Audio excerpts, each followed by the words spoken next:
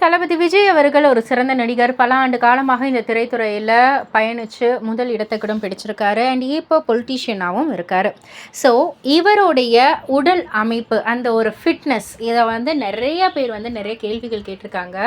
அதே ஃபிட்னஸை எப்படி மெயின்டைன் பண்ணுறாரு அப்படின்னு சொல்லிட்டு ஆக்சுவலாக இப்போ நமக்கு ஒரு செய்தி கிடச்சிருக்கு. அவங்களுடைய ட்ரெயினர் சொல்லியிருக்காங்க. அதாவது அவர் ரொம்பவே டிசிப்ளின்டான ஒரு டயட்டை ஃபாலோ பண்ணக்கூடியவர் அப்படின்ற மாதிரி. வீட்டில் செய்யும் சாப்பாடை ரொம்பவே விரும்பி சாப்பிட்ருப்பாரு. அதுவுமே போர்ஷன் கண்ட்ரோலாக தான் சாப்பிடுவாராம். எல்லாத்தையுமே சாப்பிடுவார். பட் ஆனால் லிமிட்டட் குவான்டிட்டியில் இருக்கும். ஒவ்வொன்றுத்தையுமே லிமிட்டட் குவான்டிட்டியில் தான் கரெக்டாக சாப்பிட்டுப்பாராம்.